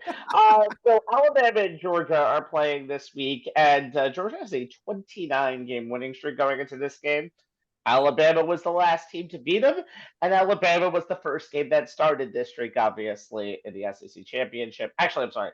Michigan was technically the first game that started that streak, but Alabama was the second game on the way to what is going to be now a possible 3rd national title in a row. They've won 2. This is the most we've ever seen in any SEC team in the 91-year history. of the SEC. Now, can they just seal the deal and win again in Atlanta? Let's talk about the quarterbacks for a second. Georgia's been doing just fine in the post-Stetson Bennett era. Yes, he graduated. I know. I'm shocked too. And Carson Beck has been doing a pretty damn good job at doing it. He has had 291.3 passing yards per game this year. He has been just very solid. He has shown poise in games, even when they fell down. They fell down to South Carolina early in the year, won that game. Had a tough game against Missouri, probably the toughest game on their schedule. Very simple and won. Was down 7-0 against Tennessee. Came back and easily won that game. This has just been a very, very solid, I would say unremarkable Georgia team because they just keep winning. They are really right now the definition of just vanilla toast, get the job done and go home. They have one huge playmaker, though, and that's Brock Bowers. Didn't play in the Georgia Tech game. Cause for concern. He did have a 10 passes for 94 yards and 2 touchdowns over a 2-game stretch in his comeback against Ole Miss, and then another game after that. But sad about last week because of soreness, but let's be honest, they're keeping him for this game right here. Georgia's offensive line, 11th nationally in tackles for loss allowed per game, 6th in sacks allowed per game. And that Alabama team just gave up 244 yards to an Auburn team with no passing threat out there at all. None, zero, zilch. And of course, the main reason why Alabama won that game was, yes, a 4th and goal from the 31, in which Jalen Milroe threw a touchdown that just happened to find the wide receiver. And hello, the Iron Bowl had its craziest finish ever. Sorry, Kick Six, you've been kicked to the curb. But a big game for Milroe too, because Milroe, who yes was benched against South Florida. Let me say that again: was benched against South Florida after losing to Texas in week 2 of the season. Has just been putting up the third most best efficiency rating in all of college football this year. Outside of Jaden Daniels and I believe Bo Nix as well. And Alabama has just been very solid. They've just been able to make a lot of good plays out there. And I think they've just there's just been so many times this year that you've just seen them ready to crumble, and they don't. And it's kind of interesting to see that this Alabama team could be resilient or be an underdog? How is that the case? They've actually only been an underdog and will be going into this game 4 times since the 2010 game. And guess who all 4 of those games were against? The Georgia Bulldogs. This will be that 4th time coming up Saturday in Atlanta. Now, what's interesting enough is Bryce Young was the quarterback of that Alabama team that beat Georgia in 2021's SEC championship game. That got them into the playoff as the 1 seed. And I don't think Georgia ever can think that their dynasty is complete until they beat Atlanta in an SEC and beat Alabama in an SEC championship game. Here is the possibility of that happening. If it does, well, guess what? Georgia is going to have be very, very confident and feel pretty good going into the college football playoff. If they lose, well, that's where our next segment comes along, kids. So we move on. When we get into the playoff, the last of the 14 variety, who's going to be there? We know Georgia is in with a win. We know Michigan is in with a dub. And most likely, the Pac-12 champ is going. Well, who's going to make their way to Pasadena or New Orleans on New Year's Day? Just the way the god of Bear Bryant intended. Okay. So I'm going to make some cases here, and I want you guys to kind of go off here. And I want shorter answers, but I understand if you'll get some long ones. So I'm going to start with the obvious one. Texas and Florida State. Those are the 2 big names I want to talk about right now. And I'm going to get the Florida State second. I want to talk about Texas first. Texas, they play Oklahoma State this Saturday. They're going to be a decent favorite in that game. Didn't play at all this year against each other. A lot of people thought it would be Texas and Oklahoma in this game. Texas has only lost 1 game all year, and that was the game against Oklahoma. in October. There have been some games where they have had some close calls. Kansas State, definitely one of them. As we've mentioned, this top 8, they only lose to each other. That's how it's been all year. Except for Texas and that one loss to Oklahoma. So I think there is a lot of scenarios out there that Texas will not get in as a one-loss national champ, as a one-loss Big 12 champion. But here is the biggest scenario that I want you guys to say right now, and I want to see how this happens. What if Alabama beats Georgia, and now the 4 teams are Michigan, the Pac-12 champion, Michigan, the Pac-12 champion, Florida State, Alabama, and Texas. You have Alabama and Texas going for a 4th spot. Is there a scenario that you can put Alabama in? I honestly say no, because you have to look. Here's my thing. If you're going to look at a body of work for the whole entire season, which what you should be doing, and not looking at the team you have right now, see example number 2 that we'll talk about in a second to tie this all up. How can you ignore the fact that Texas and Alabama met in a site that was not neutral? It was very Alabama. It was a home game in Alabama. And Texas beat them. So, jury, I tell you, how can you not include Texas if that is the scenario? Rabbi, you're talking about the scenario where Bama, Oregon, FSU, and Texas win, or? Yes, yes, but I'm also Bama had, and yes. So here it's funny. It's Michigan is in, Florida State is in. Now decide between Texas and Alabama. Yeah, what's really interesting to me, I mean, we talked a little bit about it back on our college football preview, is how ironic it would be that in the final year of the Pac-12, the conference was deeper than ever and had teams with legit CFP possibilities that could potentially disrupt what's been the status quo dominance of the SEC and the Big Ten. I think we've been proven correct on that with Washington and Oregon, and the winner of that rematch in the Pac-12, I think, makes the CFP Final Four no matter how you shake things out, which means we got a possibility that no conference gets two teams in. If Georgia, Michigan, and FSU win, I think the Seminoles would seem to have the most to lose if they lose to Louisville, and I know you're going to get into that in a minute.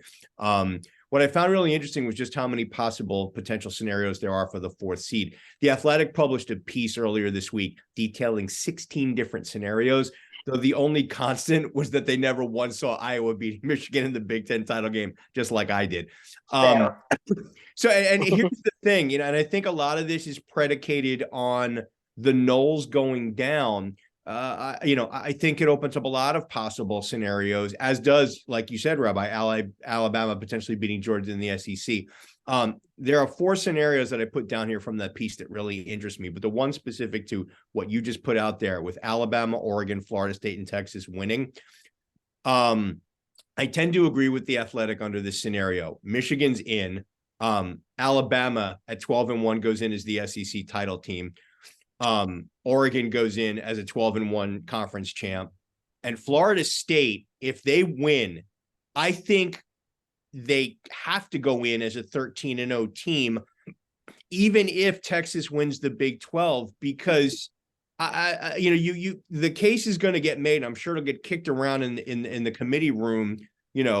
Georgia can claim to be better than Oregon, but Georgia hasn't beaten a 12-0 team. I honestly don't see a scenario where they're going to kick a 13 and an undefeated conference champion out. So even if that scenario plays out with Texas winning along with FSU, Oregon, Alabama, and Michigan, I think Texas is the one that gets the short shaft in that situation, along with Georgia. Wait a second, hold on, because I was going to talk about that scenario, but you went on the wrong question. You automatically just put Alabama into the playoff over Texas, and they both have one loss. Yeah, but they both have one loss.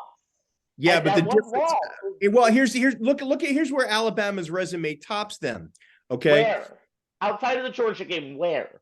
But that's the thing; they're not going to kick an SEC conference champion. They're not going to do it.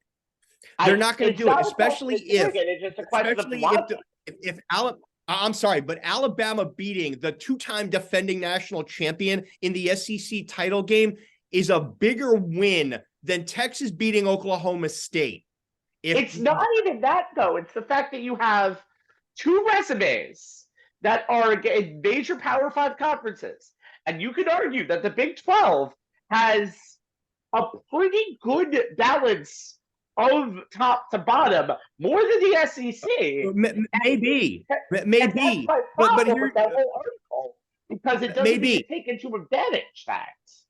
Well, the thing is, and I think part of what is going to be held against Texas in that scenario is that they're not playing that who they're beating is not the same in their championship game as who Alabama is beating in their championship game. And yeah, you can talk about the fact that Texas has that win over Alabama. And honestly, you can say that both teams probably have had similar trajectories since that game. But honestly, I've always given the SEC a higher ranking as a conference overall than the Big 12. The Big 12 is solid through and through, but the opposite side of the Big 12, the side that Texas is not on, has more in common with the Big 10 West than it does. There are no conferences. There are no divisions in the Big 12 anymore. It's top two. Right, but the thing is that you look at the teams that make up, that solid middle where you say, is the Big 12 a competitive league? Yeah, but you know what? At the same time, I think it's a higher profile win for Alabama, considering where they've come since that Texas loss.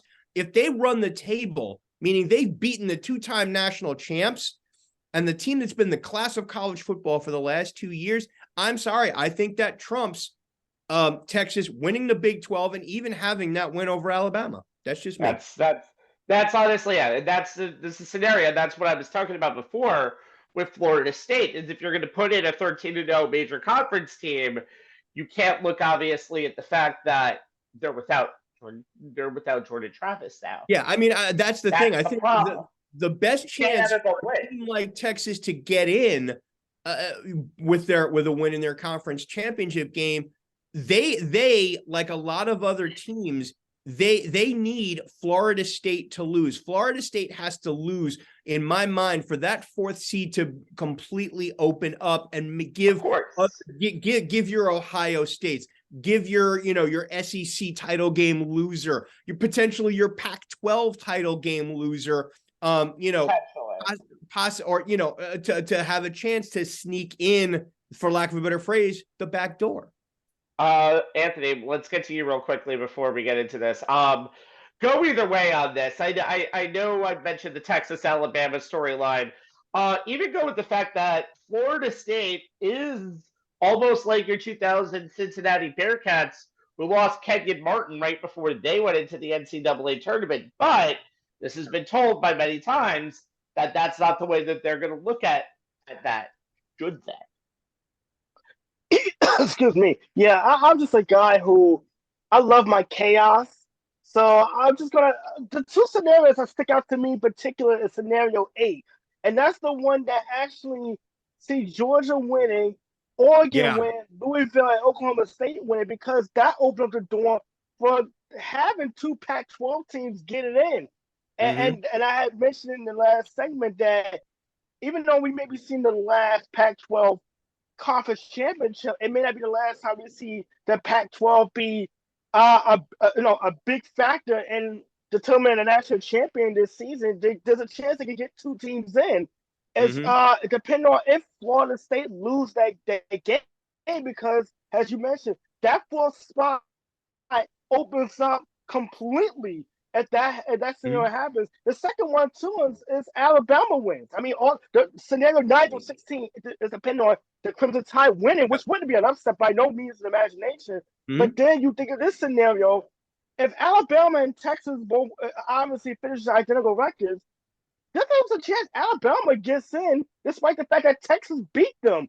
We've seen the past the college football committee not exactly go for the quote unquote 4 best teams as much as they go into the 4 teams with the biggest names on a draw that'd be more of a TV draw. We saw it, 1 year where Ohio State got in, despite not even playing for his own conference championship.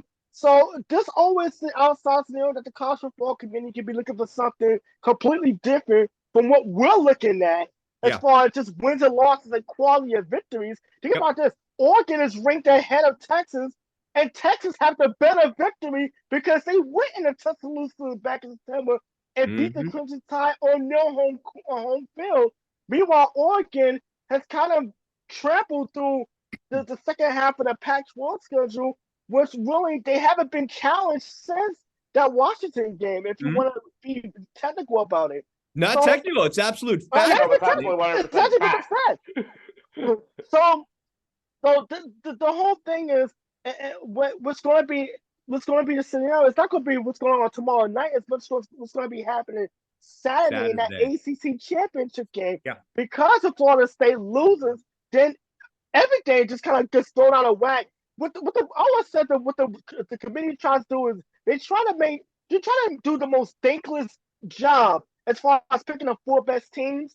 And when you see chaos just throw everything, it kind of is like, okay, now let's see you on your paychecks. Because I want to see your explanation as to why this team gets ranked higher than this other team, even though this team, Team B, has a better resume than Team A, and Team A has a better quality victory over Team B. So that's the thing I always like to see when you see that final selection show, because it always opens my eyes to the committee, like, okay, they have so many members and all of them are looking at something completely different than what the general public are looking at. It's almost like boxing judges, pretty much.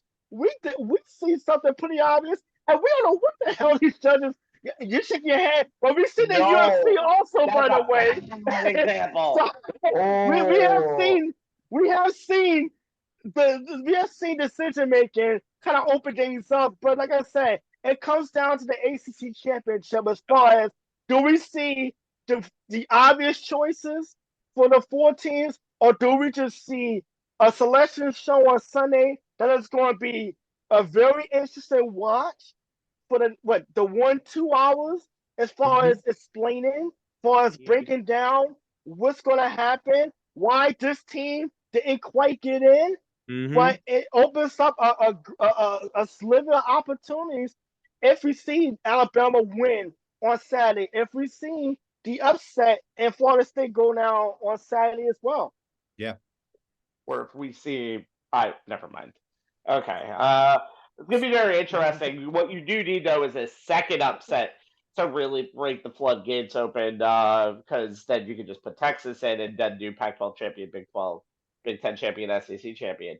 Once the levy breaks on that second upset, then there's a possibility of that Ohio State or Pac-12 loser getting back in. And if Ohio State makes it to a college football playoff for the second year after not playing in the Big 10 title game, boy, will Michigan fans really get annoyed about that. Although right now Ohio State is their little brother, so it doesn't really matter. Rabbi, you told me when we were putting the show together and we were, talking about, this segment. You said you had your own scenario of how Ohio State could get in. I'm curious to see if the it only matches scenario of Ohio State could get in is basically Florida State has to lose and Texas has to lose. And then you have to that's the big scenario. But then you have to come up with the point of Washington, Oregon being a blowout one way or the Oregon loses, obviously, they're done 2 losses. Washington loses a close game. You have questions because honestly, Ohio State was close in that game, but they really only had one true good victory this year. 2 good, maybe Penn State, but Penn State and Notre Dame. That's it. So I would have questions about Ohio State over the Pac-12, a Pac-12 Washington loser. But if Washington gets blown out, I think that scenario is mooted. Ohio State will get in. That's here's the way the Athletic put the scenario down. it would require Georgia, Washington, Louisville, and Oklahoma State to all win, because you'd have Georgia at 13-0, Michigan at 13-0, Washington at 13-0. And in that scenario, they think Ohio State at 11-1 gets in ahead of a 12-1 Florida State team. But they definitely say that, like, the only way this scenario actually works is Oregon has to lose. Yeah, because they would be a 2-loss team. That's simple as that. Well, I want to see the world burn, damn it. Give me my chaos. It's funny that the best scenario great, ladies and gentlemen, agent of chaos. It would be funny that the best scenario for this to actually work this year would be a 12-team playoff. Unfortunately, this is not that year. So it'll be very interesting to see. It'll be very interesting to see what happens next year when we get to this specific on this specific day. Not necessarily this specific day, All right. So for tonight, we have to talk about the pain, the struggle, the suffering. Let's pray tonight for rich white owners. Now, note, I'm keeping this to footballs because James Dolan was, one, cut for time, and B, he's semi in my good graces as the Knicks and Rangers are actually decent and good to start the season. Rangers really hot right now, only 4 losses this year, but that's another story for another time.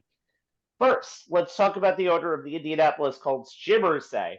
Speaking on Real Sports with Brian Gublin, what a way for that show to go out. Talking about his 2014 arrest for a DWI where he was intoxicated and had a lot of money on him. Now, when you do something like that, do you show contrition in a news conference? Maybe. Do you show responsibility in a news conference? Sure. Or do you blame on all of this for being prejudiced against for being rich and white? If you guess number 3, step up and win your prize. His intoxicated state, he said, was cause of prescription pills that he took. His stumbling during a sobriety test, a bad hip. Seriously, that's what he said. He said he didn't care about how it sounded when being asked by a reporter, Andrea Kramer, do you worry about how this is going to sound in public? See, at least she was self-aware. Well, guess what? Irsay then doubled down. After being kind of rightly roasted on ESPN First Take by many different people, including NFL reporter Kimberly Martin, Martin called Irsay, rightfully so, detached. Irsay then called Martin on Twitter/X mean, ugly, and a nothing burger, #High Road, and also said that if his black mother Dorothy were alive, she'd be appalled. By the way, I did some research. This is not Irsay's mother. His name is not Dorothy. Dorothy was a worker in the house. If this does not describe detached, I'm not sure what does. Oh, by the way, if you read that tweet, he spelled First Take 1 ST, the way that no one would. And you would get sued for doing that. He also called himself a man of the people overcoming the man. More power to him. He really is one of the league's most representative owners in the fact that NFL owners are spoiled idiots who believes anything that they want. Crazy. But then, kids, I bring you David Tepper, the owner of the Carolina Panthers. Monday, Tepper fired coach Frank Reich after just 11 games. He went 1-10 with QB Bryce Young. Let it be known that most sources have said that Young is not the QB that Reich wanted to draft. Reich works with quarterbacks. Tepper does not. Tepper wanted Young, though, and Reich's preference was C.J. Stroud. C.J. Stroud is going to probably be the rookie of the year and is 6-5 with the team that decided to get the leftovers of the Panthers at the Christmas table, the Texans. Frank Reich has pretty much said he is probably never coaching again because of a decision that wasn't his in the first place, which is what a coach should actually do, and not let an owner who doesn't know anything about football do it himself. Tepper, since his takeover of the Carolina Panthers in 2018, is a grand total of 30-63. 0 playoff appearances. And by the way, that was coming off of a season where they made that playoff appearance in 2017.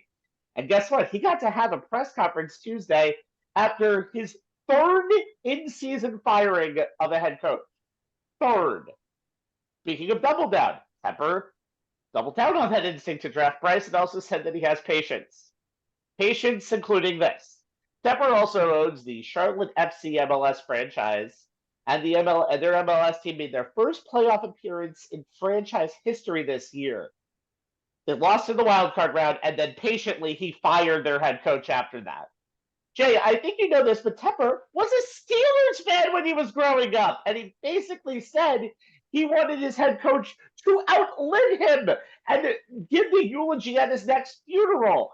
I think he might 30 be years firing from at now. least, yeah, I think he might be firing at least 30 more head coaches if he doesn't lose ownership of that team.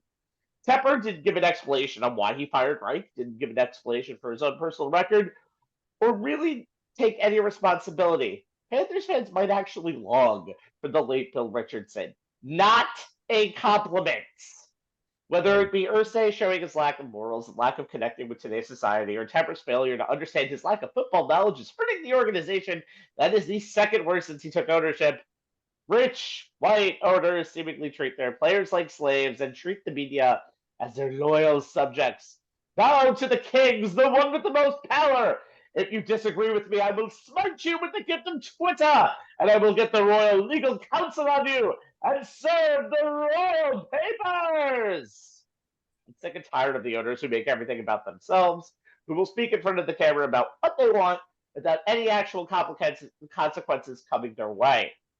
It's time the media, the fans, the players, the others force the consequences. Hell, James Dolan kind of is leaving his teams alone lately, and look at how they're doing. Not bad. Time to lose the owners that have no understanding of the game or really any social situations at all. I'm looking at you, Irsay. At the least, keep them out of the media. Keep them out of print. Keep them out of Telegraph. Keep them out of the Morse code that they've been living in the last 100 years. Just keep them out of any media at all. Please. Rant over. Anthony, go ahead, because I'm already wound up, and when this comes out, you probably should end the show after I'm done.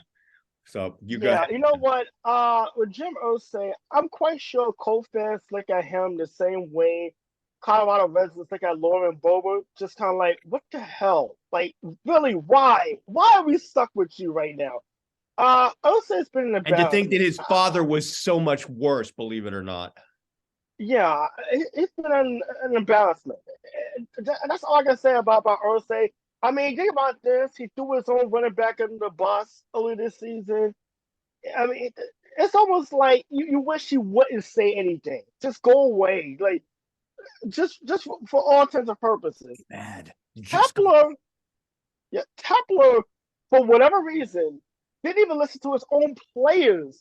When they wanted Steve Wilks to stay on as head coach after the job he did last year, he almost got the Panthers into the playoffs after a horrific start to the season.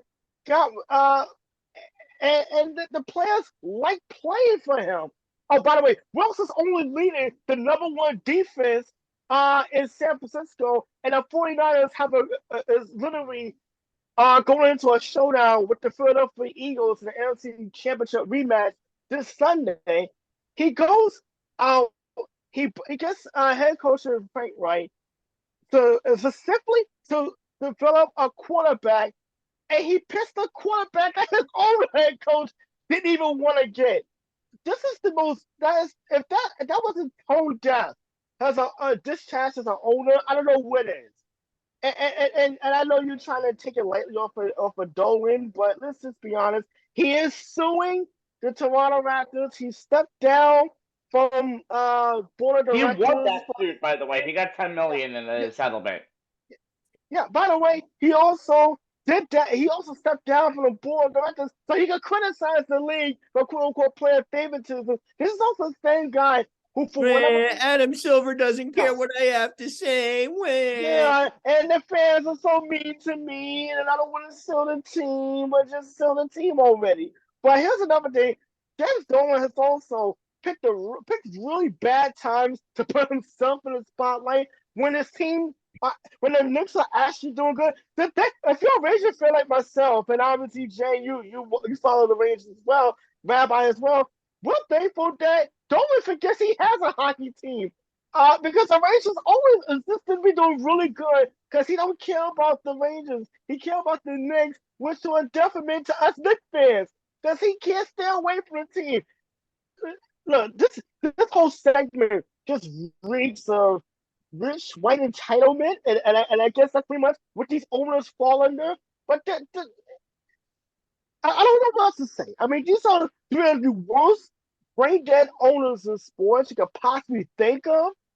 And Jay, I'll let you go into your rant, and I know you're fired up about it, but I don't know what else to say. But yeah, I feel bad for the fan bases of each of these franchises. Of course, I'm included in one of them because you can fire everyone except the guy who owns the team because you're virtually stuck with the guy. And it's just like I said, it's an embarrassment to the fan base. Yeah. Spot on. I mean, look, I'll start with Irsay. We've given him plenty of crap on this show for dumbass football decisions, hiring Jeff Saturday as his interim head coach last season, then going off the deep end, defending the decision being his most recent. But, you know, he's been philanthropic. He's been open and honest about his bouts with drug and alcohol addiction. But to say that these comments from his interview with Andrea Kramer on HBO Real Sports, that Rabbi alluded to, and here's the actual quote: "I'm prejudiced against because I'm a rich white billionaire. If I'm just the average guy down the block, they're not pulling me in," of course, with regards to, as Rabbi said, that being pulled over by the Carmel, Indiana police in that 2014 traffic stop, which ultimately resulted in a charge of operating a vehicle while intoxicated, which he pled guilty to. It comes across as preposterously tone deaf.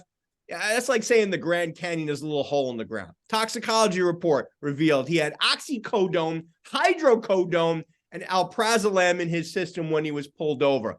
Rabbi alluded to the video footage of him being shaky while he's trying to perform the field sobriety test.